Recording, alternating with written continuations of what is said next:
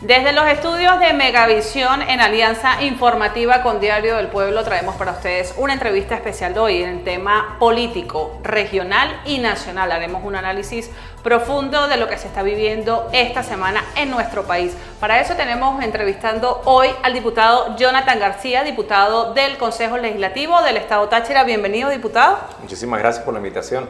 Gracias a usted por venir, diputado. Comencemos de inmediato. Vamos a hablar acerca de las elecciones. No tenemos otro tema ahorita más importante que las elecciones. La semana pasada el Consejo Nacional Electoral anunció que se postergaban las elecciones hasta el día 25 de mayo, pero entendemos que los partidos políticos están haciendo sus procesos de selección. Quisiéramos saber, en el caso del Partido Socialista Unido de Venezuela, cómo se está trabajando, cómo va a ser este proceso, cómo van a elegir a sus candidatos y candidatas para las elecciones del 25 de mayo. Bueno, como siempre ha sido la dinámica de nuestro partido y luego del Gran Polo Patriótico, pero vamos a hablar del Partido Socialista Unido de Venezuela. El proceso de escogencia de los candidatos y las candidatas viene legitimado desde las bases del partido. Nuestro partido se funda con profundo espíritu democrático y participativo. Recordemos que hacia el año 2006 el presidente Hugo Chávez en aquel momento convoca la fundación del partido, en el 2007 se convoca el Congreso Fundacional y desde ese momento, cuando se eligen los jefes y jefes de batallón y luego los delegados al Congreso Fundacional, la constante del Partido Socialista Unido de Venezuela ha sido la consulta a las bases, incluso más allá del propio partido. En este momento nos preparamos para una jornada de postulaciones, así lo ha determinado el Congreso Nacional de nuestro partido, que se desarrolló en la ciudad de Caracas el 4, 5 y 6 de febrero.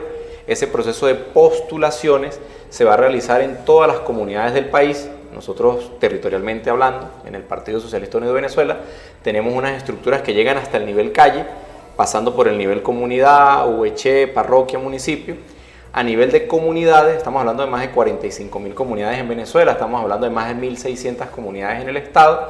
Se van a agrupar los militantes y las militantes de nuestro partido para, de manera amplia y directa, colocar nombres para que sean revisados en función de quienes podrían ser nuestros candidatos y candidatas a los cargos que están en disputa en las elecciones del 25 de mayo. Entonces ese proceso de consulta lo realizaremos el día sábado 15 de marzo a las 2 de la tarde de manera simultánea en todas las comunidades del país. Esto cambia, ¿no?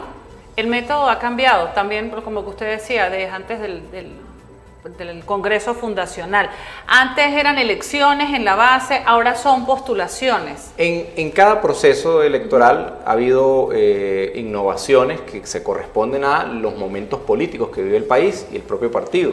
En este momento son postulaciones donde no hay una votación en las asambleas, sino que cualquier militante puede proponer nombres y esos nombres automáticamente van a ir al acta que se sumará a todas las actas de todas las comunidades y el nombre de ese compañero, de esa compañera, aparecerá en la plantilla que luego será revisada en función de los criterios que están en el propio reglamento. Ya el lunes 24 de enero, la Dirección Nacional del Partido, en vocería de nuestro secretario general nacional, el capitán Diosdado Cabello, anunció y ya se está difundiendo por todo el país el reglamento como tal de las postulaciones y allí está establecido cuáles son los criterios para ser candidato o candidata del Partido Socialista Unido de Venezuela y posteriormente en la reunión con los partidos del Gran Polo Patriótico, el PSV colocará sus candidatos sobre la mesa, los demás partidos también colocarán sus candidatos sobre la mesa y haremos una plantilla única de la patria para esas elecciones del 25 de mayo. Usted nombra a Diosdado Cabello. Él, en la rueda de prensa del lunes pasado, anunció, está bien, el reglamento y todo este proceso del método de selección, pero él también habló de algunos militantes que están jugando, decía él, posición adelantada, que tienen que han querido hacer propaganda antes de tiempo. Hablemos un poco de eso. ¿Qué significa? ¿Quiénes están allí? ¿Es una cacería de brujas en contra de la militancia? ¿Qué es lo que se maneja con ese tema? Bueno, como tú misma señalabas, en cada proceso electoral, en cada proceso de consulta interna, hay unos reglamentos que han establecido los criterios para ir a esas consultas, a esas postulaciones, a esas elecciones de base, directas, de segundo grado, de tercer grado. Todo eso está establecido en el artículo 6 del libro rojo del partido. Nosotros, en este proceso, el reglamento establece claramente que, como son postulaciones, no hay un lapso ni un proceso de campaña abierta de ningún militante que aspire o a una gobernación o a un curul en el Consejo Legislativo o a un curul en la Asamblea Nacional, que son las tres instancias del poder público que se están sometiendo a consulta en la elección del 25 de mayo. Porque se aspira a que sea la propia militancia reconociendo el trabajo que ha venido haciendo, digamos, nuestros dirigentes y militantes en cada territorio, los que de manera espontánea y libre coloquen los nombres digamos, en la asamblea para que puedan ser considerados en el acta. Entonces, por supuesto que la misma militancia sabe, conoce quién ha venido haciendo el trabajo, como lo ha dicho el secretario general, y libremente el 15 de marzo, porque lo que se aspira es que, como ha sido siempre dentro del partido, estas consultas sean amplias, abiertas y sean de la mayor unidad posible de las fuerzas patriotas, surjan los nombres que serán considerados, porque bueno, ya luego vendría la revisión de la trayectoria del candidato, de que cumpla con los parámetros. Allí está establecido, por ejemplo, que no puede tener ningún tipo de inhabilitación, no puede tener ningún tipo de sanción por temas disciplinarios en el partido, que el que va a ser candidato no puede haber sido sentenciado por algún delito penal. Hay como unos requisitos mínimos, por digamos. supuesto, que tiene que tener apego a los reglamentos, a los estatutos, que tiene que tener trayectoria, etcétera. Y ahí en el reglamento está el perfil que deben tener los que luego serán candidatos y candidatas, y de todo ese universo de nombres que va a colocar la militancia, que vamos a colocar. Yo también estaré como militante en mi comunidad haciendo la postulación, y así todos los que somos militantes del partido colocaremos esos nombres para que luego vayan a la revisión que debe hacer el alto mando del partido y obviamente de la revolución. ¿Quiénes pueden votar? ¿Quiénes están convocados para ese 15 de marzo? Esas asambleas son abiertas para la militancia del partido, sea o no sea, digamos, un militante que tenga cargo en la UECHE o que tenga cargo en un equipo de comunidad, en un equipo de calle, en un equipo político, que son los que tienen responsabilidades directas de dirección. Todos los militantes del Partido Socialista Unido de Venezuela estamos convocados a participar en esas asambleas de consulta en cada una de las comunidades, incluso en el estado Táchira, por instrucciones de nuestro enlace de la Dirección Nacional y gobernador del estado, Freddy Bernal. En los próximos días estaremos generando una aplicación para que cualquier militante pueda revisar de acuerdo a la comunidad en la que vive y sepa en qué sitio específico se va a hacer la asamblea, para que la persona pueda asistir, así no le llegue de manera directa la convocatoria, porque digamos que ya la convocatoria está dada 15 de marzo, 2 de la tarde. ¿Dónde? Por comunidad. Ahora, el sitio específico, en los próximos días, con esta aplicación que vamos a colocar al servicio de toda la militancia del Estado, va a permitir que todos sepamos a dónde tenemos que dirigirnos ese día.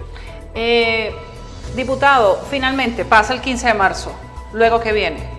Luego viene la revisión de todos los perfiles. ¿Eso más o menos cuánto tiempo? ¿Eso ya está también? ¿Eso está estipulado en este reglamento del que usted me habla? No, porque ya eso tiene que ver con los tiempos del Consejo Nacional Electoral. El CNE ha establecido, ha ajustado los cronogramas en cuanto a los tiempos para la inscripción de candidatos, y por supuesto que esa revisión después del 15 de marzo cierra horas antes, días antes del cierre de la inscripción de candidatos ante el CNE, para que se pueda proceder a inscribir nuestros candidatos en alianza con los partidos del Gran Polo Patriótico. Está muy bien. Vamos a hacer un corte y en el siguiente segmento me gustaría que habláramos acerca de la reforma constitucional. Eso es otro tema que está como comenzando, como que no le hemos prestado mucha atención. Yo creo que también el tema de las elecciones, estaba todo el mundo como concentrado en eso, pero quisiera que habláramos qué es la reforma, qué implica, hiciéramos un contexto para que podamos entender lo que viene, porque finalmente de eso también en las próximas semanas va a haber muchas opiniones, tanto a favor como en contra.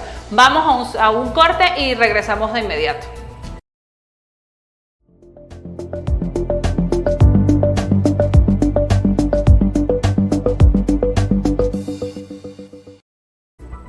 Continuamos en este programa especial conversando con el diputado Jonathan García, diputado del Consejo Legislativo Estatal. Vamos a conversar de inmediato, diputado, acerca de la reforma constitucional. Nosotros escuchábamos al presidente Nicolás Maduro en enero que en parte de su discurso en la toma de posición habló de eso, pero ya se ha ido, digamos que operativizando esta propuesta que él colocó sobre la mesa. ¿Qué es la reforma? Bueno, por supuesto que en la Constitución aparecen los mecanismos que se pueden utilizar para modificar la propia Constitución. Uno es la enmienda, otra es la reforma y otro es la propia constituyente. Partiendo de allí, cuando hablamos de reforma, hay unos elementos que no se pueden tocar de la Constitución, que son los principios fundamentales y la estructura. El resto de la Constitución puede ser sometido a revisión y a modificación.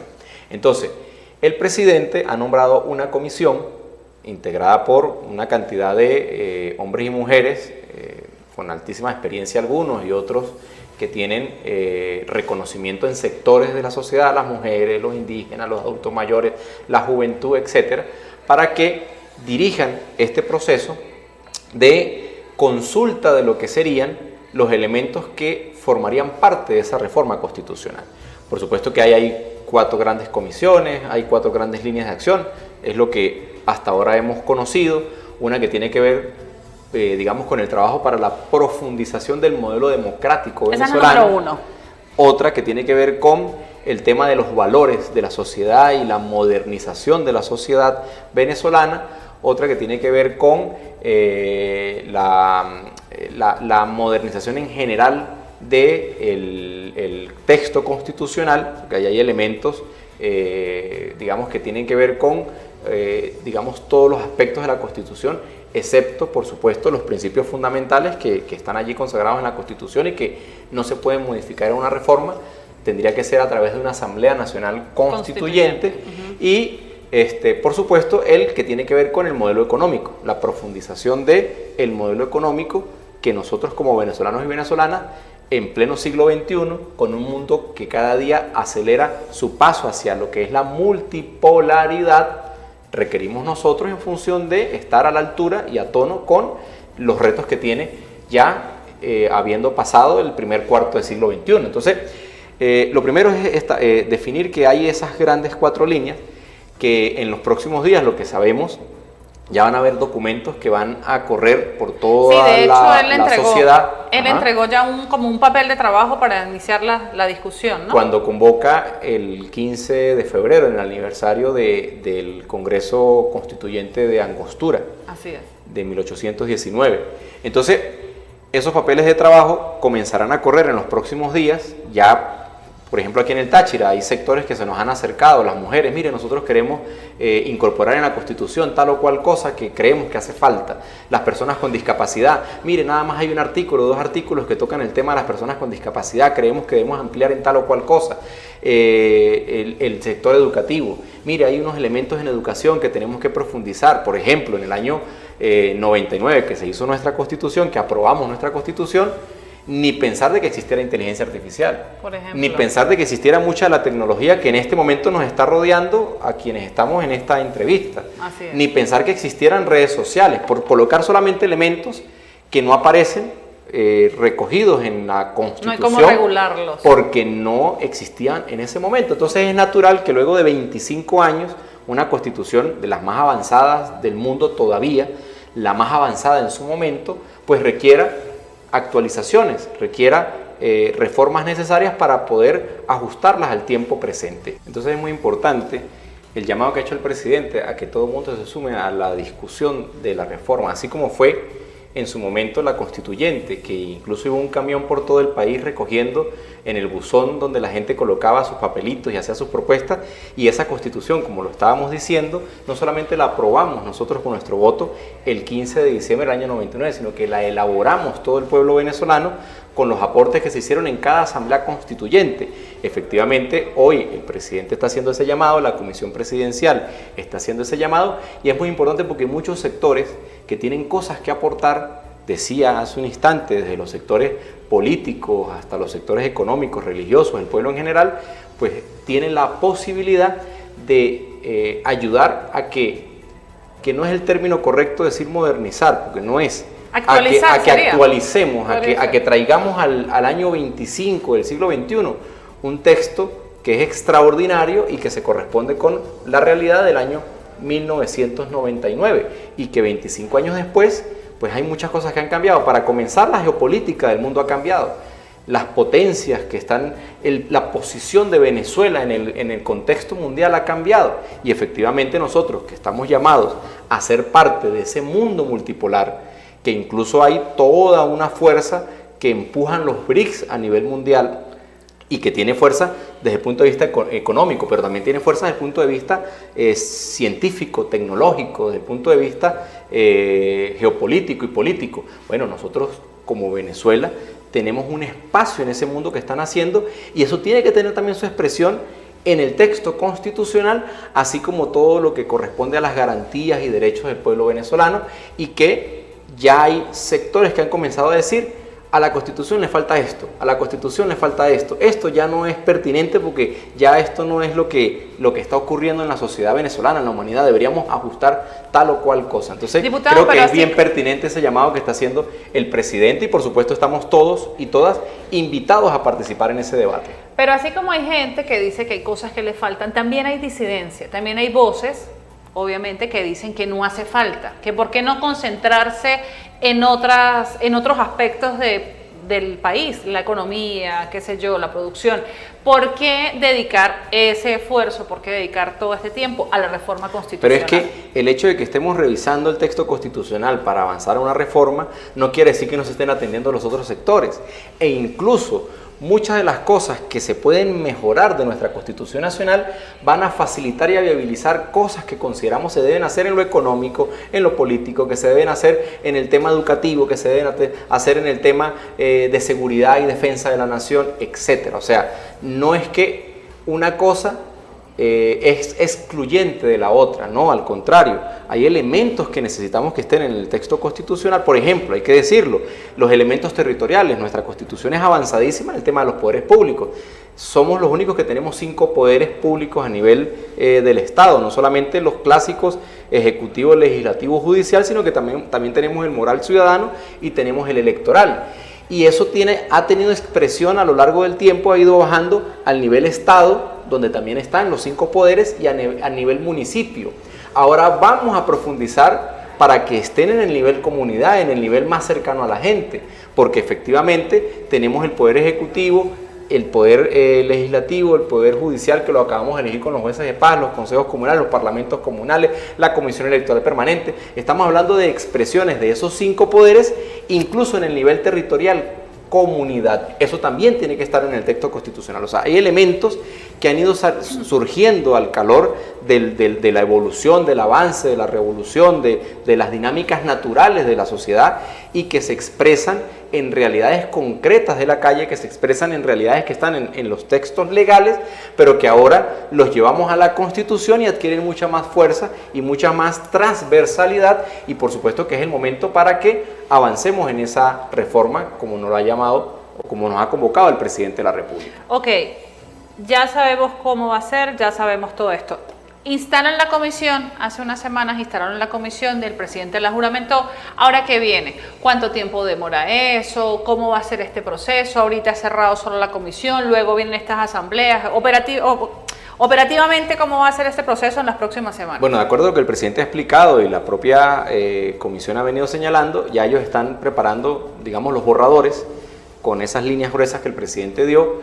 Luego viene toda la consulta, todo el debate que se debe dar, decía el presidente, en cada comunidad, en cada liceo, en cada universidad, en cada base de misiones, en cada empresa, en cada consejo municipal, consejo legislativo, etcétera, en cada familia, para que surjan propuestas como ocurrió en el 99, incluso como ocurrió luego con la reforma que no se pudo aprobar en el año 2007, luego con la enmienda que sí se aprobó en el año 2010. Es una constitución que ha ido requiriendo actualizaciones, mejoras, como cualquier otra constitución del mundo, y que efectivamente, pasado ese proceso de consulta, pues habrá un documento final que se le presentará al país y que se procederá, como está establecido en la Constitución, a generar los mecanismos para su aprobación y entrada en vigencia o en funcionamiento de acuerdo a lo que está establecido en la propia Constitución. Es un referendo consultivo, ¿sí? Es la figura que... Es correcto, como corresponde de acuerdo a nuestra Constitución, para que luego de que se haga todo ese debate nacional se pueda someter a la consulta del pueblo y sea el pueblo, como ocurrió en el año 99, en la aprobación de la Constitución, y luego ocurrió en el año 2010 en la enmienda que tenemos en nuestra Constitución, aprobar esas mejoras que se le van a hacer de acuerdo al texto de la reforma constitucional. Sin duda, en las próximas semanas, en los próximos meses, aparte del tema electoral que logramos en el primer segmento, el tema de la reforma constitucional va a dar de qué hablar. Vamos a tener que ir haciéndole un seguimiento exhaustivo para poder ir entendiendo todo este proceso al que vamos a estar en los próximos meses. Gracias, diputado Jonathan García, diputado del Consejo Legislativo, que nos acompañó hoy en este programa especial desde los estudios de Megavisión en la alianza informativa con Diario del Pueblo. Esperamos que haya sido de su disfrute. Hasta una nueva próxima oportunidad. Gracias.